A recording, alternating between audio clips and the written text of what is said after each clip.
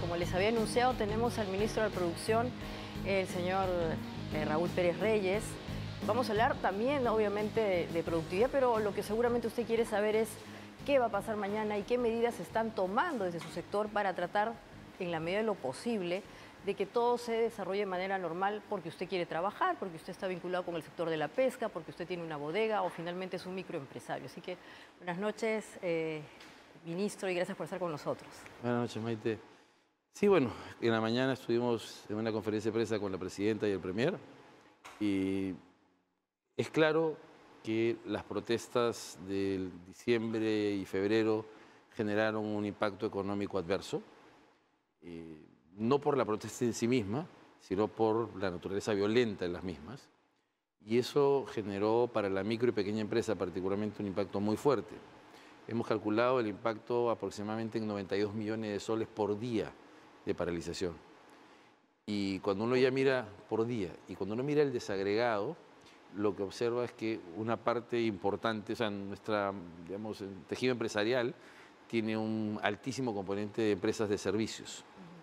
Y cuando ya miras el desagregado, cuáles son las que más recibieron el impacto, sin duda los restaurantes fueron todo lo que es servicios de atención, digamos, todo lo que es restaurantes, hoteles, bares, servicios menores. Primera línea, digamos, ¿no? Bodegas. Sí, exacto, bodegas también, farmacias, todo eso se vio afectado, ¿no? Particularmente en algunas zonas de la ciudad, en el caso de Lima, y fuera de Lima, en muchas ciudades de forma más generalizada.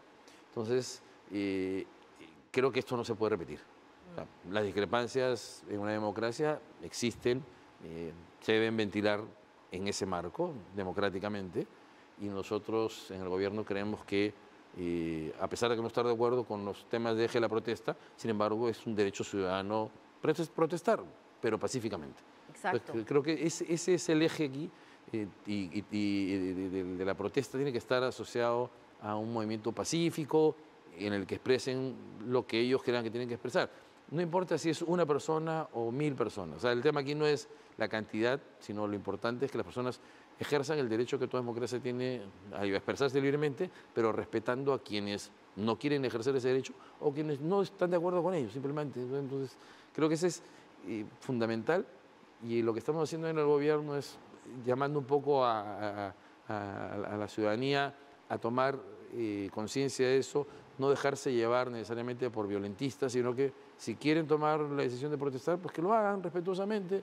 O sea, y hemos tenido algunos ejemplos de marchas respetuosas, así que yo creo que hay que buscar demostrar que somos un país que no solamente ha prosperado en términos económicos, sino también en términos cívicos. Así es. Y sobre todo que haya consistencia, ¿no? Porque escuchaba también en esta comunicación que ha tenido hoy día la presidenta junto con su gabinete, me parece que era el ministro de Economía, que decía que las pérdidas económicas que tuvimos al comienzo de año se pueden equiparar al efecto de 3 Yacus. Sí. 3 ciclones Yacus. O sea, exacto. Entonces, si nos hemos quejado y hemos sufrido por lo que implicó este fenómeno climático que destrozó casas, que eventualmente dejó a mucha gente en la nada, podríamos estar repitiendo esto si es que mañana se desborda esta situación, y eso pues evidentemente es inconsistencia cívica además. Absolutamente, ¿no? Y por eso es que la Policía Nacional va a estar muy atenta a cualquier evento que pueda, digamos, perturbar el orden público, ¿no? Y una cosa importante es que cuando comenzó nuestro gobierno, la verdad, las marchas comenzaron literalmente al día siguiente. El gobierno le costó organizarse, como todo gobierno le cuesta organizarse, pero esta vez la Policía Nacional ya tiene muy claro cuáles son las estrategias que tiene que seguir. De hecho, el ministro del Interior lo ha ido anunciando, y ellos garantizan que va a poder ejercerse la libertad de protestar de forma pacífica, y quienes no lo hagan, pues obviamente ahí está el Poder Judicial, el Ministerio Público, quienes harán valer, digamos, o sea, cumplirán su labor fundamentalmente, que es, digamos, investigar si alguien ha cometido un delito o no, ¿no? Pero yo creo que esperemos positivamente que mañana lo que veamos sea una jornada democrática, y que lo que veamos es a personas manifestándose en uno u otro sentido, porque también es importante que si salen personas manifestándose en el sentido contrario, también sean respetadas, ¿no? Eso creo que es bien importante, ¿no? Sobre todo porque no hay que dejar de lado que el contexto económico que actualmente atravesamos no es el más auspicioso, ¿no? Los rangos de crecimiento del Perú se han ajustado, ya no vamos a llegar a un 2%, vamos a crecer menos, alrededor de 1,3%, y en verdad, como economista, evidentemente entenderá, ministro, que eso no nos va a ayudar a superar niveles de pobreza, sino que al revés, se están incrementando. Desde el punto de vista de la productividad, ¿qué medidas se está tomando el sector para justamente tratar de revertir, a pesar de que obviamente la coyuntura no es la mejor, y darle algunos instrumentos paliativos a los sectores? Sí, ahí hay que tener mucho cuidado. El otro día escuchaba a un señor que participa de estos grupos que tiene interés en la marcha ayer hablar de que la economía estaba yendo mal porque el gobierno estaba haciendo una mala gestión. Entiendo que es una persona que está en el mundo del derecho y no necesariamente tiene que tener los conocimientos de política económica, pero y cuando uno mira los datos de la economía siendo más frío, lo que uno ve ya desde el 2022, tanto por causas, la verdad, desde el 2021, en algunos casos por origen interno y otros origen externo, la economía venía desacelerándose, al extremo que la economía americana entró en una recesión este año como consecuencia ya de la desaceleración que venía de los últimos 2 años, la demanda sobre todo. Y claro, el año pasado hemos tenido un alza de tasas de interés muy importante en el mundo. Y hay una relación inversa entre la inversión privada y la tasa de interés. Eso en cualquier libro de macroeconomía uno te lo enseña, ¿okay? Y lo que te dice es que simplemente cuando sube la tasa de interés, los proyectos se hacen más difíciles de ser rentables y por lo tanto dejan de emprenderse. Y lo que hacen muchos empresarios es postergan sus inversiones. No es que las deciden no hacerlas, ¿no? Las postergan, básicamente lo que hacen. Y lo que ha ocurrido en el 2022 y en el 2023 se sintió con mucha más fuerza, es la decisión de muchas empresas de no invertir por el efecto de la tasa. Entonces, a este problema que ya implicaba un impacto adverso en el crecimiento de la inversión, hay que agregarle la inestabilidad política fruto del golpe de Estado del señor Castillo y todo el problema de manifestación y protestas en los primeros casi 3 meses. Entonces, todo eso generó un ambiente que sin duda no estimulaba a que los inversionistas, que incluso el tema de la tasa no fuera tan relevante, pues decidan invertir. Entonces ahí tienes un primer problema que hace que la economía tenga un desempeño que no es el ideal, ¿no? Y lo que tenemos que hacer ahí, digamos, de un lado es políticas de demanda, o sea, hay que inyectar algo de demanda. Los programas con Punche Perú en sus distintas facetas, turismo, textil y todos los programas que se han estado haciendo y que vamos a seguir haciendo. Mañana justamente están presentando algunas propuestas para eso también, el Consejo de Ministros, apuntan a desarrollar la demanda o el financiamiento que sustenta un crecimiento de la demanda, con la idea de que la economía pueda recuperarse, pero no se recupera inmediatamente. O sea, una de las cosas que uno aprende cuando estudia economía es que hay una cosa que se conoce como los mecanismos de transmisión. Es decir, la política económica no se toma, o sea, no es que tú tomes una decisión de política económica e inmediatamente observas los resultados entre PBI, tasa de interés, tipo de cambio. Hay un proceso, justamente es el mecanismo de transmisión, a través del cual estas decisiones de política fiscal o monetaria se van reflejando en los agregados económicos. Y entonces, claro, en el caso nuestro, el estándar está siempre entre 12 y 24 meses, dependiendo qué variable estemos mirando, y lo que vamos a comenzar a ver ya es una recuperación de esos agregados económicos en lo que va del segundo semestre, algo, y se va a notar con mayor fuerza en el 2024. O sea, ten en cuenta que este año solamente en crédito suplementario hemos pedido 8.000 millones de soles, es decir, estamos hablando del mayor nivel de crédito suplementario que ha tenido el Perú en su historia republicana. ¿Okay? En términos, digamos, esto es una respuesta, obviamente, a las situaciones extraordinarias que estamos viendo desde la pandemia, ¿no es cierto? Claro, o sea, solamente por el niño tenía un golpe de 3.000 millones. O sea, en términos de agricultura, y básicamente agricultura y algunos negocios menores en la zona urbana, pero principalmente agricultura. Entonces, y en la zona norte, que es una zona además con un componente exportador importante. Y ahí, ¿qué estamos mirando? De un lado, hay que fortalecer el tema de la demanda vía compras estatales. La otra cosa que estamos viendo también es ponerle recursos a algunas rutas productivas específicas donde ya han habido desarrollos previos, por ejemplo la del café, la del cacao, donde hay que caminar esas rutas ya hacia una actividad más de desarrollo del mercado propiamente, o sea, llevar a algunos empresarios a vender su producto.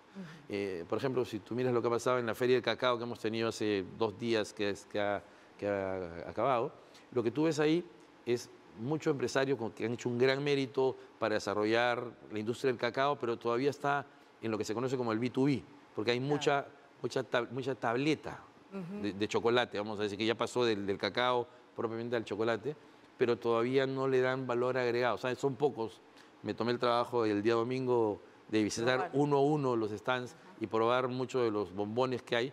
Y claro, encontramos probablemente unos 12 o 15 bombones de chocolate con relleno. O sea, estamos hablando de alguien que ya le dio valor agregado en un pequeño taller, ¿no? En la mayor parte lo que está todavía es en la etapa más rudimentaria de hacer el bloque, la pasta de chocolate. Y entonces, claro, necesitamos mejorar la productividad, o sea, hacer que den ese salto. Ahí, por ejemplo, se requiere hacer capacitación para mejorar la productividad, para que la misma cantidad de chocolate ahora genere más ingresos que los que le genera el día de hoy. Entonces, estamos trabajando eso en el caso del cacao, por ejemplo, y estamos hablando ahí de más o menos entre 90 y a 100.000 familias que viven de eso. Solamente de esa ruta solamente del cacao. Y en el caso del café, que es otra ruta importante, son 220.000 familias más o menos, y estamos exactamente lo mismo.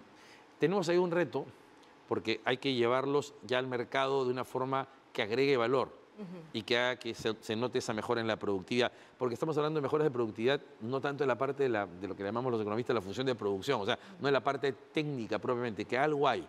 ¿Ya? ¿Dónde están los mayores retos? Una, en que necesitan capital para invertir, para tener maquinarias que hagan mejor las cosas. Claro.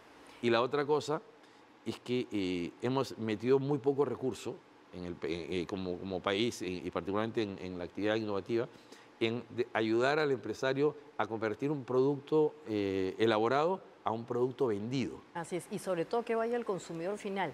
Y ahí, desde la demanda, otra vez, los centros de innovación tecnológica, los CITES, que están a nivel nacional, son una entidad, digamos, muy particular, porque digamos que siempre han tenido sus bemoles.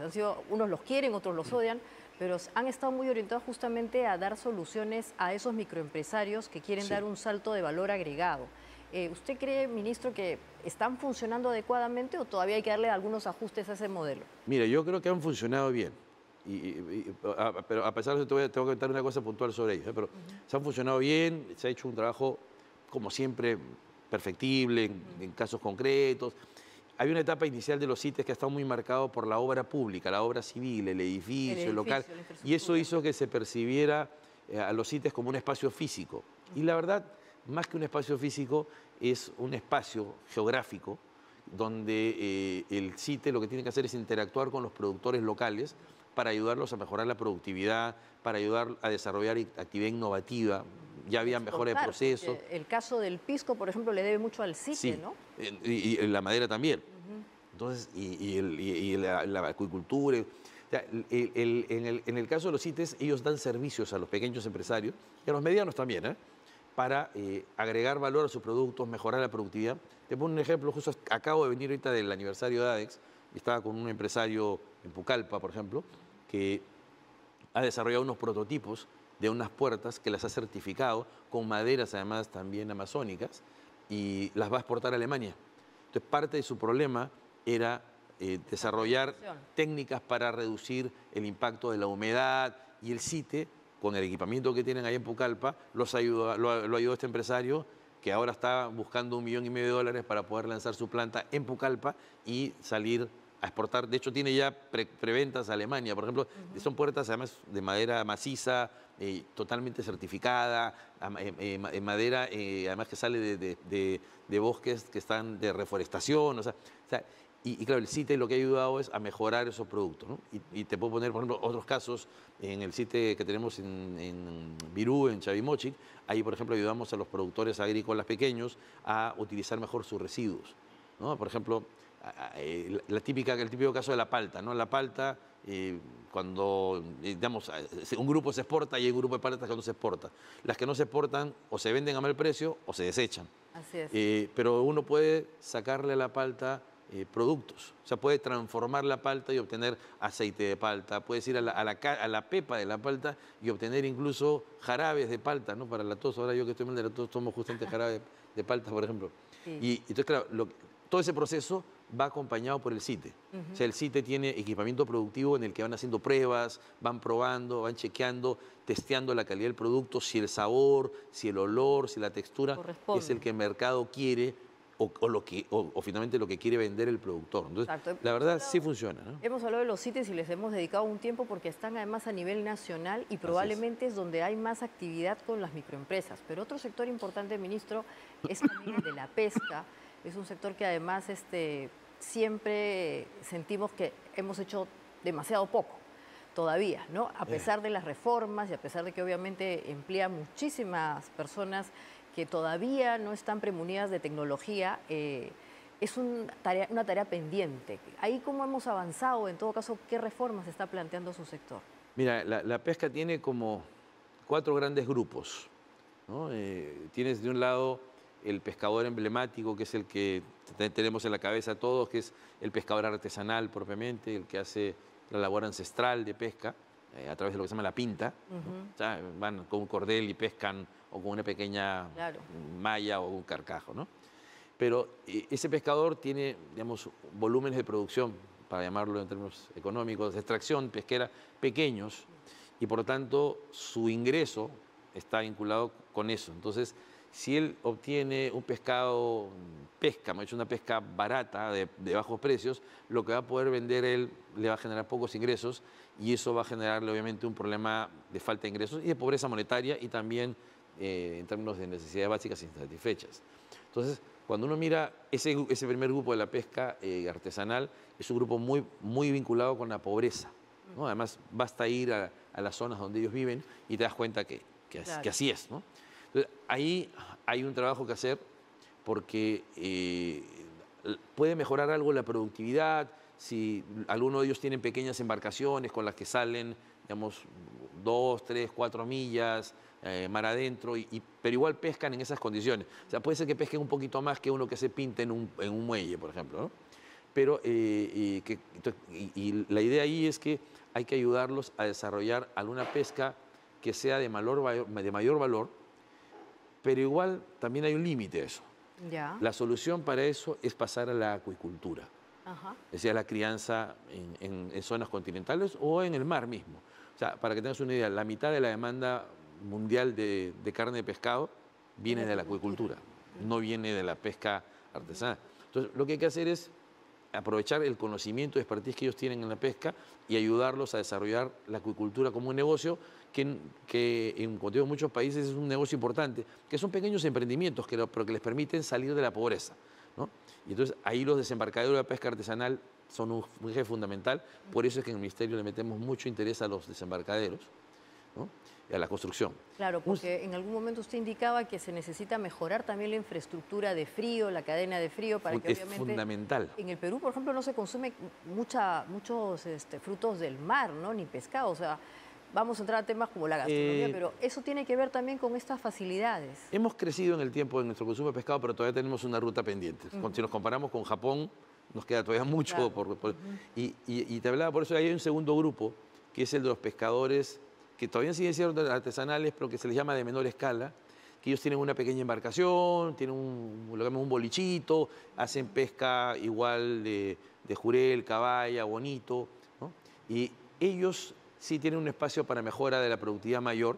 Ahí hay un tema que tiene que ver con las embarcaciones, de un lado, y de otro lado que ahí sí el desembarcadero es fundamental para ellos porque el desembarcadero de pesca les permite cubrir toda la parte sanitaria de su producto, traerlo, limpiarlo en condiciones sanitariamente correctas, darle cadena de frío, congelarlo y también venderlo a otros que lo que hacen es luego lo exportan.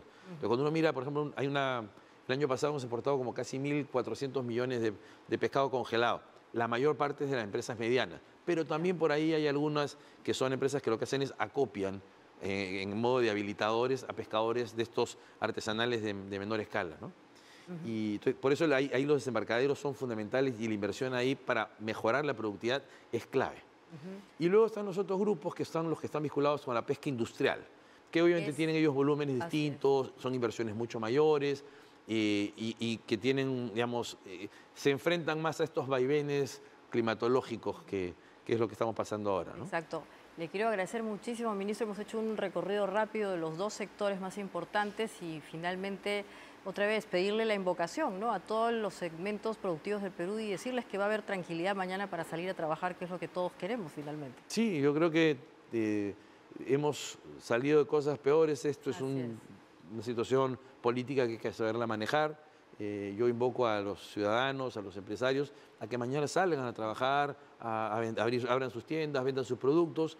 La policía va a estar desarrollando su labor de cuidado de todos, de los que protestan y de los que no protestan. Así es. Es una cosa importante dejar claro y para que quede claro que este es un gobierno con una clara raigambre democrática, ¿no? Y que más allá de lo que puedan decir quienes discrepan de nosotros, pues estamos siempre preocupados por todos. Así es, como debe ser. Muchísimas gracias por este diálogo abierto y bueno, esperamos tenerlo en otra ocasión también para más Claro que sí. noticias buenas.